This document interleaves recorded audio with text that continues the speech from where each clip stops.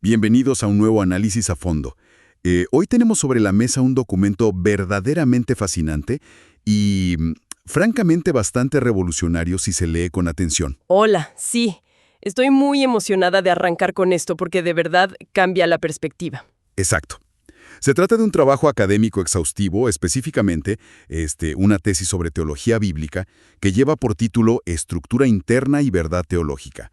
Y el subtítulo es La lógica argumentativa de Pedro frente al protognosticismo. Que sí puede sonar como un título increíblemente denso, de esos que... De esos que requieren un café muy cargado para digerir. Totalmente. Un café doble. Pero la misión de este análisis de hoy es desentrañar cómo un texto milenario, que es la segunda epístola de Pedro, redefine por completo un concepto que la sociedad actual cree entender a la perfección. Hablamos de la libertad. Así es. Vamos a ver cómo este documento contrasta la idea bíblica de libertad con las ideas de una antigua corriente de pensamiento que, sorprendentemente, se parece muchísimo a ciertas actitudes modernas. Ok, vamos a analizar esto, porque la forma en que el autor de esta tesis aborda el texto cambia las reglas del juego por completo. Es que no es una lectura superficial, para nada. Es una disección profunda del texto. Y para entender este cambio de reglas, primero debemos comprender el lente a través del cual el documento examina la carta. Ajá. La investigación se desarrolla desde lo que en el ámbito académico se conoce como teología bíblica inductiva. Esto es absolutamente fundamental para todo lo que vamos a discutir hoy. Teología bíblica inductiva. O sea, no es imponer nuestras ideas modernas al texto. Exactamente. El principio hermenéutico, aquí, digamos la regla de oro para interpretar el texto, sostiene que la teología no debe nacer de lo que el intérprete quiere imponerle al documento.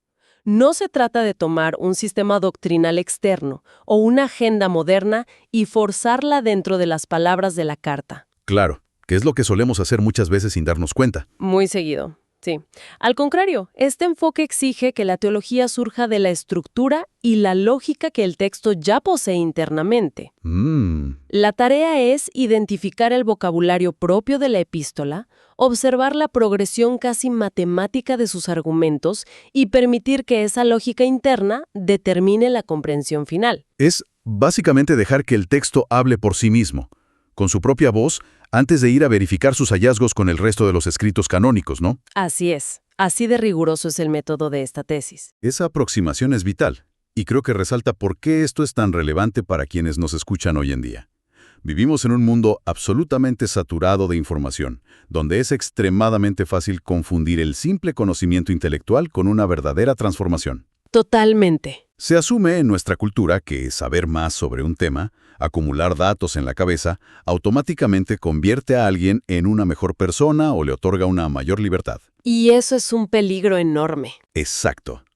Este documento de tesis aborda exactamente esa tensión, esa desconexión peligrosa entre lo que se sabe en la mente y lo que realmente domina las acciones en el día a día. Y esto nos lleva directamente al problema histórico que la carta intentaba resolver, que es este enemigo en la sombra. El protognosticismo. ¿Sí? El contexto doctrinal nos muestra que esta epístola fue escrita para hacer frente a una tensión muy concreta contra una tendencia protognóstica incipiente. Básicamente un movimiento que empezaba a infiltrarse y a vender una especie de atajo espiritual. Lo fascinante aquí es cómo operaba exactamente esta corriente protognóstica. Porque, fíjate, no entraban negando a Dios de frente o rechazando todo. Hubiera sido muy obvio. Claro, lo que estaban haciendo era desplazar de manera muy sutil todo el eje de la fe y la práctica cristiana hacia el conocimiento intelectual puro. El término griego que utilizaban y que la tesis resalta y analiza minuciosamente es epignosis. Epignosis, conocimiento. Conocimiento, pero para estos maestros, este conocimiento era visto como una especie de superioridad espiritual absoluta. Sin embargo, este conocimiento estaba siendo desconectado de manera progresiva y muy deliberada de cualquier tipo de transformación moral. O sea, puramente mental. Sí, puramente intelectual. Básicamente estos protognósticos estaban vendiendo el atajo definitivo. Prometían una supuesta elevación espiritual basada únicamente en entender ciertos conceptos elevados o tener acceso a información exclusiva. Pero sin la más mínima necesidad de cambiar la conducta. Exacto. Prometían libertad, pero sin santidad. Hablaban de la gracia de forma maravillosa, seguro, pero sin exigir una ruptura real con la corrupción del mundo. Es decir, estaban ofreciendo una especie de pase VIP al cielo que te permitía actuar como quisieras en la tierra. Es una falsa promesa en toda regla. Completamente. Usaban un lenguaje que sonaba sumamente espiritual, dominaban todo el vocabulario cristiano de la época, pero lo habían vaciado por completo de su contenido ético. Para ponerlo en términos modernos, es como alguien que se sabe de memoria todos los macronutrientes de su dieta, usa ropa deportiva de alta gama para ir al supermercado, habla constantemente de rutinas de ejercicio, pero luego se esconde a comerse 3 docenas de donas en su auto. Esa es una analogía excelente. El vocabulario es de un atleta de élite, la fachada es perfecta, pero la realidad interna, o sea, el metabolismo, es un desastre tóxico. Tal cual. Desde el inicio de la carta, como bien señala la tesis, el terreno queda delimitado. La verdadera libertad simplemente no se puede separar de la justicia objetiva de Cristo. Tiene que haber congruencia. Exacto. No se puede separar de una ruptura definitiva con la corrupción. El problema de esta tendencia no radicaba en la palabra epignosis o en el conocimiento en sí mismo. Claro, saber cosas no está mal. Para nada. De hecho, el autor de la carta valora muchísimo el conocimiento verdadero. El problema crítico y el centro absoluto de la denuncia en la epístola era la desvinculación de ese conocimiento de la justicia. Ajá. Y para combatir esta falsa noción de libertad absoluta y desconectada, el autor recurre a una estrategia argumentativa brillante y, la verdad hay que decirlo, bastante chocante. Utiliza el concepto de la esclavitud para explicar la libertad. Aquí es donde se pone realmente interesante, pero también donde confieso que la mente moderna hace un cortocircuito. Sí, choca bastante. La hipótesis principal de este documento académico revela que la epístola no habla de la libertad en los términos que solemos imaginar hoy en día. No, ni de cerca. Hoy pensamos en la libertad como una autonomía total, esta idea de que cada quien hace exactamente lo que quiere, cuando quiere, sin rendir cuentas a absolutamente nadie. Esa es la versión popular actual. Pero en lugar de eso, la carta utiliza la categoría de esclavitud, el término griego doulos, ¿cierto? Doulos, así es. Lo usa como el eje estructural central para definir lo que es la verdadera libertad cristiana. Ahora, espera un momento. ¿Esclavitud para explicar la libertad? Eso suena terrible para nuestros oídos modernos. ¿Cómo justifica la tesis este choque frontal? Lo justifica demostrando que la carta no deja espacio para el concepto moderno de autonomía neutral. La tesis desglosa cómo la epístola construye un contraste deliberado, un choque absoluto entre dos tipos de esclavitud. Dos tipos de esclavitud. Sí. Por un lado, tenemos lo que el documento llama la esclavitud redentora, que se presenta desde el primerísimo versículo del capítulo 1. Esta esclavitud se define como una pertenencia total y absoluta a Cristo. Ok. Y por otro lado, en el capítulo 2, versículo 19, se presenta la esclavitud corruptiva, que es una pertenencia total a la corrupción. La genialidad del argumento de Pedro, según la tesis, es mostrar que el ser humano nunca, pero nunca, flota en un vacío de independencia. O sea, esa autonomía pura es un mito. Es un mito absoluto. Siempre, inevitablemente pertenecemos a un dominio. La pregunta fundamental no es si se es esclavo, sino de quién se es esclavo. El señorío es inevitable. La única elección es el amo. ¡Wow! Y esa idea de pertenencia no es un concepto que aparece de la nada al final del texto para sorprender al lector. Se ve plasmada desde la primerísima línea. El versículo 1:1 dice textualmente, Simón Pedro, siervo y apóstol. Ajá. La palabra que traducimos en español de manera un poco, digamos, suave como siervo, es precisamente ese término doulos, que significa literalmente esclavo. Exacto. Es muy llamativo que antes de ejercer cualquier tipo de autoridad como apóstol, antes de dar una sola orden o enseñanza a sus lectores, el autor declara su pertenencia. Primero se identifica como propiedad indiscutible de alguien más. Ese detalle es una clave hermenéutica fundamental que la tesis explora a fondo. Señala que la autoridad verdadera nace precisamente del señorío.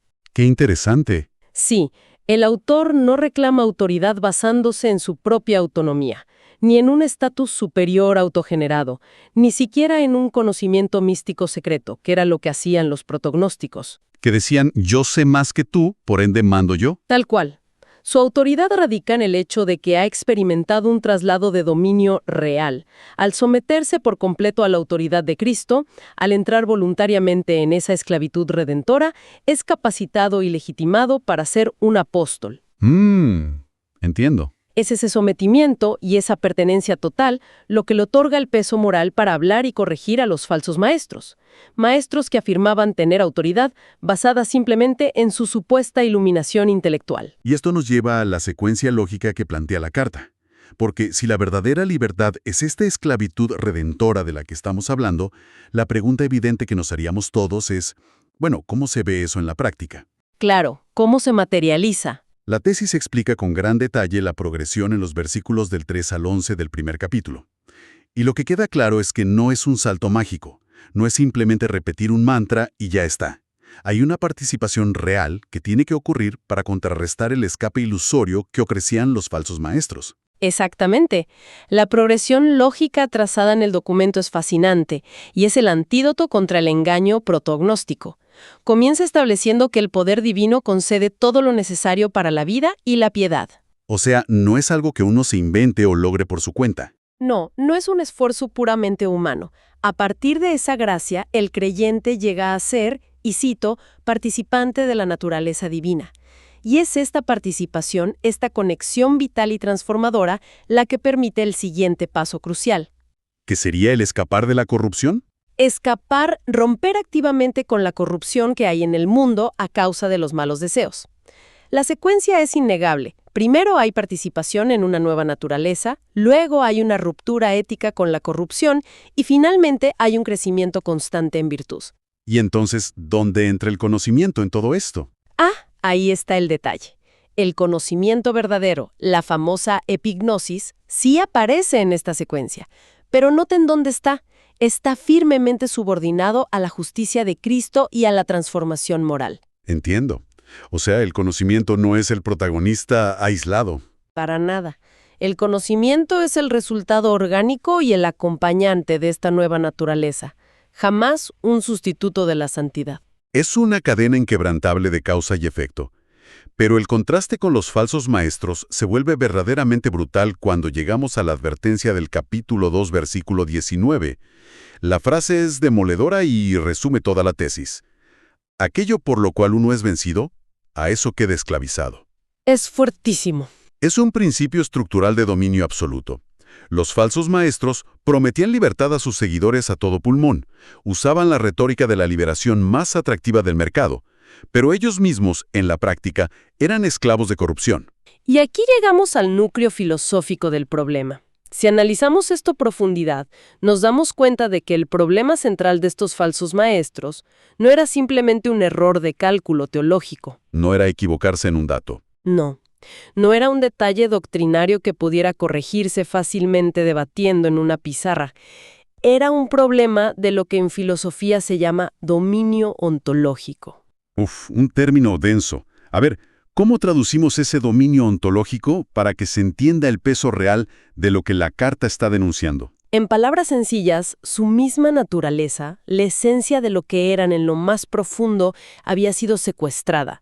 Estaban vencidos por sus propios impulsos y deseos destructivos. Ya. Podían hablar de libertad con una elocuencia impresionante. Podían escribir tratados sobre la gracia, pero sus acciones, su falta de ética en lo secreto y su moralidad corrompida revelaban sin lugar a dudas quién era el amo que sostenía las riendas de sus vidas. ¿Estaban atados? Estaban en un estado profundo de esclavitud corruptiva, muy hábilmente disfrazada bajo una retórica de liberación y conocimiento. Básicamente estaban vendiendo una cura médica para una enfermedad que ellos mismos padecían en etapa terminal. Exacto, muy bien dicho. Y esto plantea una pregunta importante, una que la misma carta anticipa inteligentemente y que la tesis aborda con gran detalle. Porque siempre hay excepciones aparentes, ¿no? Claro, porque cualquiera podría observar la situación desde fuera y decir, ¿pero qué pasa con aquellas personas que, desde una perspectiva externa, parecen haber escapado de esa corrupción inicial? O sea, yo los vi cambiar, los vi mejorar su comportamiento. Claro, la persona que dejó de beber o cambió su rutina. Exacto. El documento analiza el versículo 220, donde se describe a individuos que, habiendo escapado de las contaminaciones del mundo por el conocimiento, vuelven a enredarse en ellas y a ser vencidos. Es una regresión total. Sí. ¿Cómo se explica este retroceso si el conocimiento supuestamente los había liberado? La respuesta del texto es reveladora. Ese conocimiento, en su caso, funcionó solo como una forma de escape temporal, una limpieza puramente externa y cosmética. Algo superficial. Hubo un cambio de hábitos, sí. Adoptaron el vocabulario adecuado de la comunidad, tal vez dejaron un par de vicios públicos, pero nunca hubo un verdadero traslado de señorío en el nivel más profundo. Su naturaleza fundamental jamás cambió. Y para ilustrar este punto exacto, el autor de la carta no se anda con rodeos. Utiliza metáforas que son visualmente muy gráficas, casi chocantes, en el versículo 2:22. Las famosas metáforas de los animales. Sí, compara esta situación del conocimiento superficial con el perro que vuelve a su propio vómito y la puerca que después de ser cuidadosamente lavada regresa de inmediato a revolcarse en el lodo. Son imágenes muy fuertes, son muy crudas, la verdad, pero cumplen una función argumentativa absolutamente perfecta. Sirven para ilustrar de forma innegable que aunque hubo una limpieza externa evidente en el caso del cerdo o un aparente rechazo de lo malo en el caso del perro, la naturaleza persistente del animal quedó intacta. Ese es el punto clave. El dominio interno nunca cambió. Un cerdo lavado con el mejor jabón sigue teniendo la naturaleza de un cerdo y, dictado por esa naturaleza, eventualmente buscará el lodo porque es lo que ama. Claro, es su instinto básico. Eso demuestra que el conocimiento intelectual, sin un cambio de dueño interior, es solo un barniz muy fino que tarde o temprano se agrieta bajo la presión de la verdadera naturaleza. Así es. Ahora me pongo en el papel de abogado del diablo un segundo. Adelante. Es posible que la tesis esté exagerando un poco. O sea, ¿podría el autor de la carta estar usando palabras como esclavo o vencido como simples metáforas poéticas? Digamos, herramientas retóricas para asustar a su audiencia sin que tengan realmente todo este peso estructural y teológico del que estamos hablando. Esa es la objeción clásica en los círculos académicos. Y es exactamente por eso que la tesis dedica una sección entera al análisis filológico. A la gramática pura y dura. ¿Sí? Los datos del griego original son contundentes y no dejan margen para interpretarlo como simple poesía. Primero, mencionamos la palabra doulos, que en la antigüedad grecorromana implicaba una pertenencia total, legal e innegable. No era un sirviente. No era un empleado a tiempo parcial que podía renunciar cuando quisiera, era propiedad de alguien. Además, la expresión douloites phtoras, que traducimos como esclavos de corrupción, utiliza lo que en gramática griega se conoce como un genitivo de dominio. Genitivo de dominio. Suena técnico, pero ¿qué significa en la práctica? Para entenderlo fácilmente, es el equivalente gramatical a mostrar un título de propiedad. Este genitivo indica que la corrupción es la propietaria legal, la dueña absoluta que dicta las acciones de la persona. O sea, no hay escapatoria en el lenguaje. Ninguna. Y para rematar, el verbo utilizado para describir el haber quedado esclavizado, dedolotai, está en una forma verbal específica, que es el tiempo perfecto, que indica una acción pasada con resultados continuos en el presente. Un estado que se mantiene. Es decir, indica un estado permanente y resultante. No es un tropezón momentáneo del que te levantas rápidamente, es una condición establecida de cautiverio. Así que, respondiendo a la duda, la lingüística más estricta respalda completamente la estructura teológica. No hay exageración, es precisión quirúrgica de parte del autor. Es impresionante ver cómo hasta la estructura gramatical más microscópica sostiene y confirma el argumento macro de la epístola. Pero expandamos un poco el horizonte. Si este documento nos presenta esta visión tan particular sobre la libertad, la esclavitud y el conocimiento, ¿es esta una idea aislada de esta carta específica? Es una muy buena pregunta.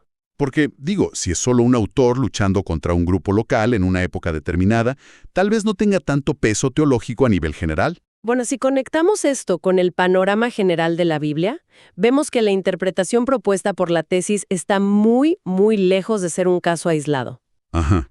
De hecho, se alinea de manera asombrosa con la enseñanza apostólica global. El documento dedica una sección sustancial a la alineación canónica, demostrando el respaldo de todo el Nuevo Testamento a este mismo principio estructural de dominio y libertad. Sí, hagamos un repaso ágil pero profundo de esas fuentes de apoyo que menciona el documento, empezando por uno de los textos más teológicos que existen, la Carta a los Romanos, en el capítulo 6. Clásico. Allí, el apóstol Pablo plantea una lógica argumentativa casi idéntica a la de Pedro, y de nuevo, sin dejar espacio para grises. Pablo dice que la esclavitud es la consecuencia directa de a quien se obedece en la práctica. Destruye por completo la idea de autonomía. No existe el punto intermedio para Pablo. Su argumento es, o se es esclavo del pecado, lo cual lleva inevitablemente a la muerte, o se es esclavo de la obediencia, lo cual lleva a la justicia. Pablo concluye que la pertenencia exclusiva a Dios es el único terreno fértil que produce el fruto de la santificación. Y fíjate que esto no pasa solo en las epístolas de Pablo.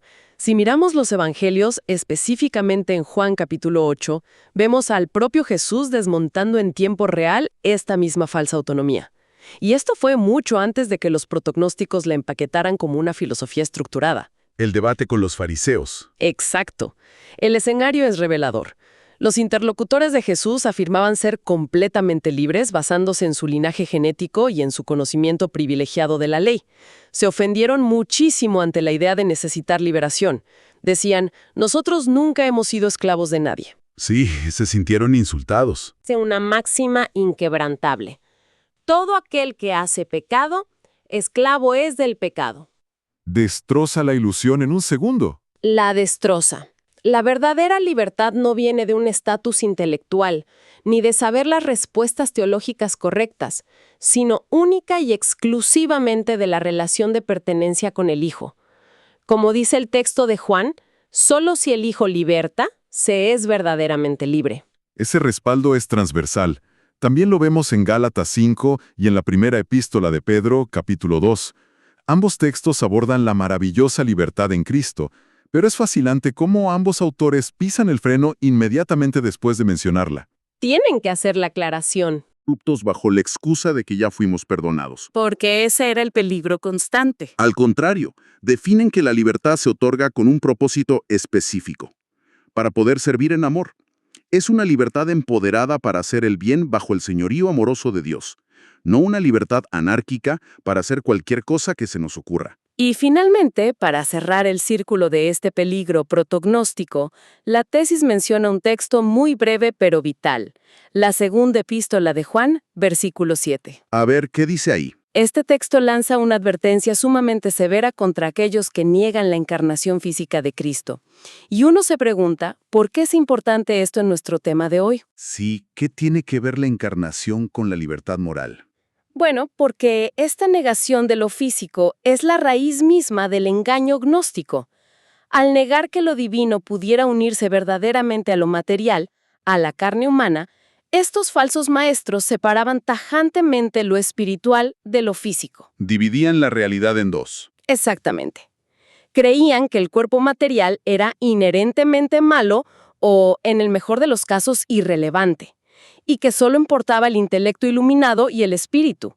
Por lo tanto, razonaban que lo que hacían con sus cuerpos físicos, sus apetitos, su moralidad material, no afectaba en absoluto su estatus espiritual elevado. Claro, esa era la excusa perfecta para vivir sin reglas morales. Exacto. Toda la enseñanza apostólica, como demuestra la tesis, se levanta en bloque para aplastar esta peligrosa desconexión entre mente y cuerpo, entre conocimiento intelectual y acción práctica. Entonces, ¿qué significa todo esto a fin de cuentas?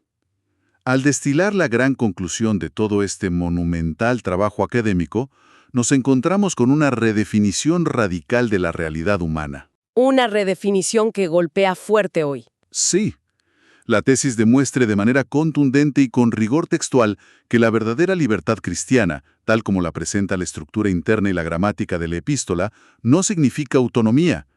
Hay que borrar esa idea moderna de hacer lo que uno quiera, a la hora que quiera, sin dar explicaciones a nadie. Es una ilusión. La libertad real, profunda y duradera, se define por la pertenencia al Señor correcto. Es esa esclavitud redentora que surge de la gracia, cambia la naturaleza interna de la persona y produce inevitablemente una transformación ética visible. Y del otro lado de la balanza. En la otra cara de la moneda, la falsa libertad, o sea, la esclavitud corruptiva, surge de una derrota moral profunda que el individuo intenta ocultar.